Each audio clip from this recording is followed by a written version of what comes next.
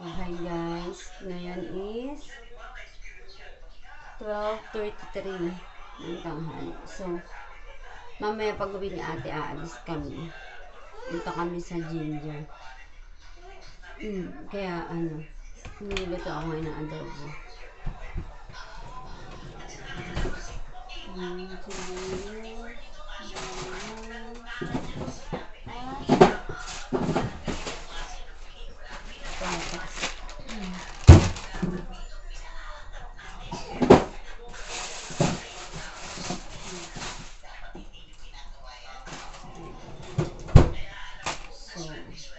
Gagayat tayo.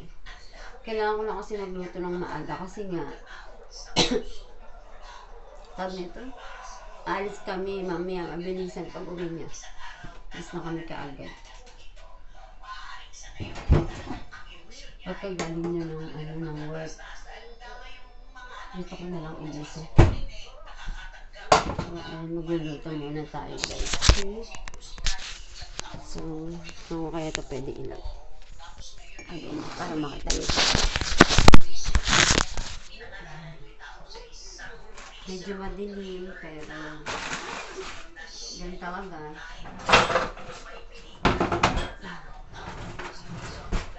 Gagayat muna tayo. Ano lang yan kasi yung ng ilaw. Ay, ng ilaw. Ang tagan? Sa likod ba yung sinag ng araw? Sige, dito muna para hindi masyadong matilim.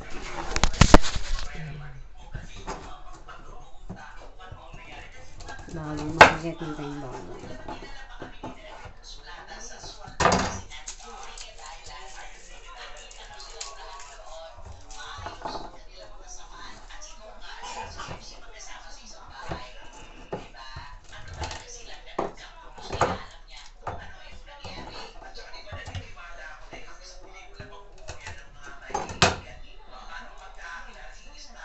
Sa sobrang lamig, ayan nagkakasugat yung kamay ko.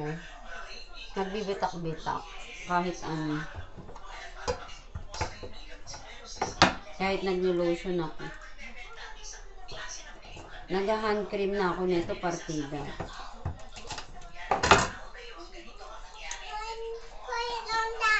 Ha? Zembo? Wow.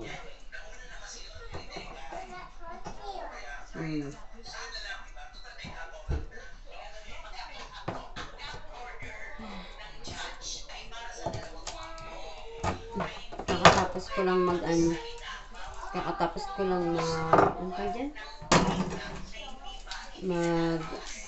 sampay at maglaba at maglinis ng buong bahay.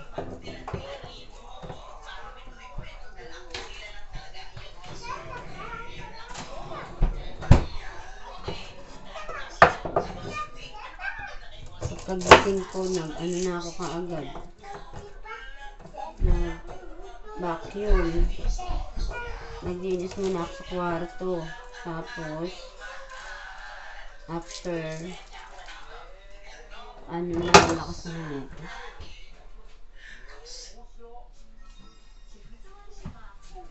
Tapos, after nun,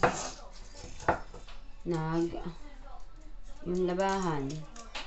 Sinalang na kasi nila yung labahan, pero marami kasi kaya sinalang ko yung labahan. Tapos habang nakasalang yun, babacuum ako. Tapos tinanggal ko na yung sampayan, tiniklop ko na para pagkatapos ng labahan na lang, sasampay na lang siya. So ayun, after ko magsampay, naglinis, nag-vacuum ng buong bahay. Tapos nagtiklop, nagsampay, rin ako sa kwarto kasi yung higaan ba magulo. Linis ko rin yun.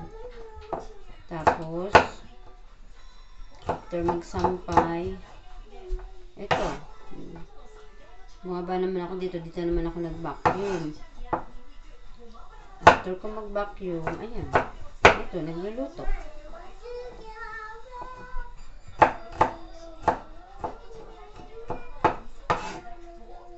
Ganyan lang ang buhay natin dito sa Japan.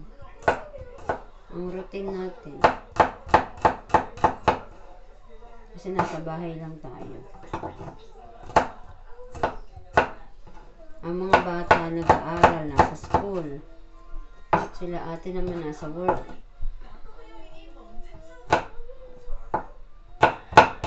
Kaya tayo nandito sa bahay. Tayo ang maglilinis. Ganyan ang routine ko araw-araw. Maglinis, maglaba, magtiklop, magsampay, tapos magtulong kay ate magluto, magligpit ng mga pinagsigay. Pwede na siguro itong bawang dami. Kaya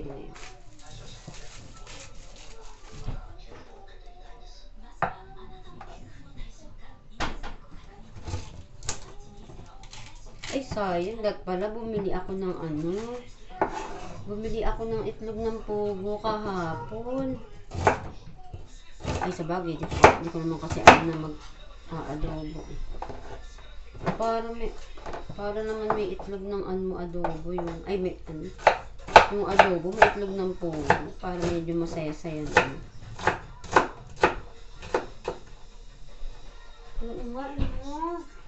Sayang, di ba? Pag naisip, di ko kasi alam na adobo lulutuin niya. Alam ko lang kahapon, sinigang.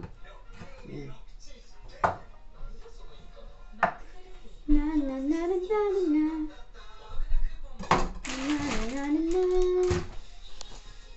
Balatan na lang muna natin itong patatas. Kasi malambot pa din yung ay matigas pa din yung karne. Kaya, ayan, ititikot nito. Ay, ano ba, nalilito na ako kung ano sasabihin ko dahil, Nani? Ha? Nani siya rin? Nande? Ha? Nande? Samoy? Samoy ka? Anuin ko daw. Buksan ko di aircon. Halika, tara. Pako.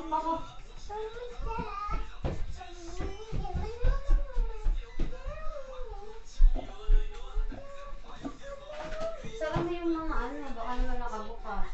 Kuya, oh, hi. Thank you. Baka naman nakabukas yung mga bintana sa itsang. Yung ginigiling daw siya, pinabuksan niya yung heater. Kawawa naman.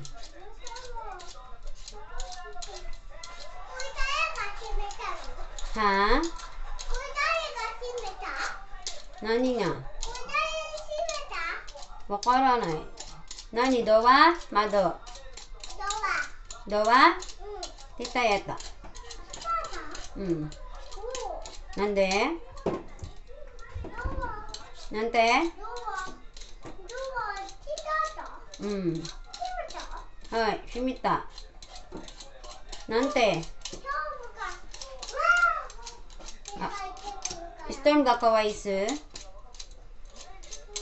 Storm ga samishii ya, sochi.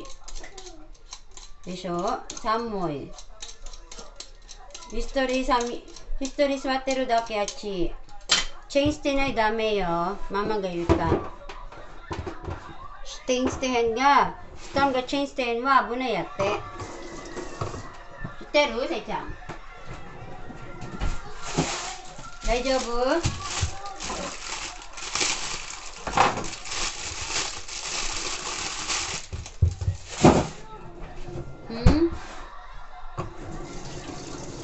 ？Hindi kasi dapat ano talaga, tinatanggal namin si Storm sa ano, sa tali. Kaso, nung last time kasi, tinatanggal ko talaga yan tuwing pagising ko pa lang sa umaga. Pagka nakalabas na silang lahat, nakaalis na silang lahat, tinatanggal ko siya sa tali. Eh ngayon, nung one time, yung lolo, naglilinis ako nun sa taas. Yun nga, nagtitiklop ako. Basta may mga ginagawa ko nun sa taas. Tapos nandun din sa sechang sa taas. Tapos nandito yung lolo nun. Ano, sa baba. Hindi ko alam na lumabas pala siya para ano yun yata yung sinampay nila, ganyan. Parang agsampay or tanggalin yung sinampay. Medyo hapon na yun eh, kasi bumaba na ako nun dito para ay hindi mga ganitong oras yung tanghali kasi magluluto ako nun ng pagkain namin ni Sejang. Tapos ano, paglabas ko dito, pagpasok ko dito sa pinto, syempre malay ko ba kung, di ba, kung nakabukas, nakasara yung kwarto niya, kaya akala ko nandun siya sa kwarto. Pagpasok ko dito, syempre kasunod ko na yan sa Storm, automatic na yan yung aso. Bukas na bukas itong pintuan, ayan o. Yan, open na open yan. Nakabukas yan talaga, nakaganyan yan, no. Yan, nakaganyan yan. Yan, ganyan. Bukas na bukas siyang ganyan. Talagang open na open siya. Tapos, buti na lang si Storm, andito lang, nakatayo lang siya. Pagpasok namin, di ba, pagpasok ko doon. Ganyan. Syempre, sasara ko yan, di na una si Storm. Nandito lang siya, nakatayo lang siya dyan. Nakaganon lang siya, tulala lang siya na ganyan, hindi siya gumagalaw. Buti na lang, kasi kung halimbawa may narinig yan sa labas, kahit hindi dito sa likod, or may narinig yan na kahit na anong sasakyan, or dumating na sasakyan, or tao, o ganyan boses ng tao, tatakbo yan dito. Lalabas yan ngayon dyan. Patay ako yan. Hindi ko yan mahabol. Ang laki-laki na Storm, laki-laki ng aso niya. Diba? Hindi ko yan mahabol. Oh, ang mangyayari niya, paano pang makakagat yan? Nako, pag nakakagat yan, wala na. Katapusan na. Katapusan na namin lahat dito sa bahay. Lalo na ako. Dahil ako yung nandito. Siguro yun, lumabas yun siya. Tapos, hindi niya nasara ng mabuting gano'n na tulak. Hinangin. Malakas kasi yung hangin eh. Siguro hinangin siya, kaya bumukas. Yun. Buti na lang talaga si Storm talaga. Buti na lang talaga itong aso to. Hindi siya lumabas ng time na yun. Dahil kung lumabas siya nun, ay nako. Talaga, hindi ko alam. Talagang baka mapauwi ako ng Pilipinas ng maaga. Sobra. Kasi pag nakakagat yan, magpe-penalty yan sila. Tapos, Diyos ko, anong pang tawag nito? Magbabayad pa sila. Si Storm hindi naman yan basta-bastang aso. Ang laki-laki niyan. German yan. German Shepherd yan. Diba? Siyempre, sabihin, nag-aso-aso kayo ng tas hindi nyo kayang anuin yung responsibilidad. Baka pwedeng makulong pa siya, si Kuya Mako yun. Kasi, siya ang household na kanin dito sa bahay eh. Diba? So, ayun, buti na lang talaga. Kaya nun, sinabi ko yun kay ate. Tapos, ayun, after ko nun sinabi, pinagalitan niya nga yung, sinabihan niya yung lolo. Tapos, yun, kaya kawawa si Storm na yun. Hindi naman niya kasalanan. Diba? Pero, siya yung nag-aano. Kasi, kailangan eh. Hindi pwedeng hindi siya i-chain eh. Dahil pag hindi siya tinali, diba? Mas malaki sobrang laki ng aso na yan. At saka, Diyos ko, pag tumahuli yan, apakalakas. Talagang maririnig sa buong dyan, dito, sa buong subdivision. Kaya nga pag may pumupunta dito, hindi nga makapunta dito yung mga teacher o yung mga, kahit yung mga kaibigan nila ate, hindi sila makapunta dito kasi yung aso ba, natatakot sila. Kasi nga daw, ang laki-laki nga daw. Kasi sobrang laki naman talaga. Talagang nakakatakot. Kung nakakatakot sa nakakatakot lang, nakakatakot talaga. Sobrang laki. Kaya nga, ayun. Kaya buti na lang talaga. Hindi siya lumabas nun. Talagang, ano ko nun. Kasi hindi ko siya nun agad, nauna kasi siya sa akin, syempre ang aso mabilis yan, di ba? Pagpasok, papasok agad yan. Eh ako, syempre yung sliding door, isasara ko pa yan. Hindi ko naman yan agad-agad ano. Kaya nung time na yun, hindi nga ako nagmamadali, chill lang ako. Kasi nga, akala ko naman kasi nakasara lahat. Tapos inisip ko no, nandun sa yung nasa kwarto yung matanda. Kasi nga, di ba? Kaya, ayun. Buti na lang talaga hindi siya lumabas. Parang naisip din siguro ni Storm na napapahamak ako pag lumabas siya. Kaya hindi siya lumabas. Isip. Taka talagang anong-ano ako nun. Ano talaga ako nung time na yun. Talagang parang nabuhusan ako nun ng tubig. Kasi pag nilingon ko kasi diba sinasara akong ganyan. Paglingon kong ganyan, bukas yung pinto, ang open na open, tapos buti na lang nandyan lang siya, nakaganyan lang siya. Katingin lang siya doon sa pintuan.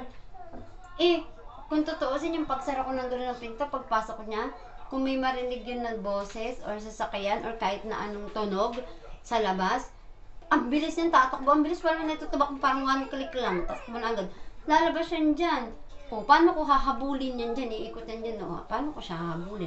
Eh, kung may tao talaga, halimbawa, mga estudyante na naglalakad, ganyan. O, diba? Paano kung talaga may tao? Tapos dambahin niya, kagatin niya. Ay, patapusan ko na talaga. Kaya, sinabi ko yun kay ate. Ayun. Kaya, simula nun, pinagalitan niya yung katanda, pinagsabihan niya. Tapos, chinay na si Storm. Kumbaga, wala na. Kawawa yung aso kasi imbis na ang routine niya talaga is nakakawala na siya after maglabasan ng mga tao, paikot-ikot na siya dito, ganyan. Tapos minsan kasama namin sa taas, ganyan, nanonood kami, nandun lang siya. Wala, nandun lang siya ngayon sa hagdanan, nakatali na lang siya dyan maghapon. Papakawalan lang siya sa gabi. Pag dumating na lahat ng tao dito, yung wala nang lalabas. Yun, kaya kawawa siya kasi 'di ba hindi niya naman kasalanan, pero wala, ganun talaga, kailangan mag-ingat. Kasi 'di ba hindi naman hindi naman train si Storm na hindi naman siya talaga train. Although matalino talaga siya. Kasi yung part yun 'di ba? Pwede na siyang umano nun pero hindi niya ginawa. Kaya ayun, kaya kawawa lang siya. Tapos nakakainis pa kasi yung matanda no, kinausap siya ni ate. Sabi niya pa, nakatali daw yung aso. Eh, hindi nga nakatali. Parang lumulusot pa siya. Siyempre, nakakainis kasi parang sa part ko, parang, nagsisinungaling ako? Ako yung lumalabas na sinungaling. Kasi ako yung nagkwento kay ate, sinabi ko eh. Kasi kung hindi ko yun sasabihin, ganyan hindi diba, mag-iingat. Dito pa naman napakamahal pagka nakagat ka ng aso, napakamahal magbayad. Tapos depende pa yan kung ano yung sitwasyon. Pwede ka pang makulong, 'di ba? Pwede pang patayin yung aso. So kawawa, kaya dapat talaga ingat. Ay, nene. Ay, nene na. Ha? Putong? Gantok daw siya. Nande, putong mo tikite mo atsoy. Atsoy. So, timi-timi at tatakaya soto. Nagnini ka na. Ayan yung Huwag ka na magputong. Ha? O, sige na. Upload na natin to at magluluto na lang ako na adobo. Bye-bye ka na. Bye-bye. Bye-bye. See you again. See you Again. Oh.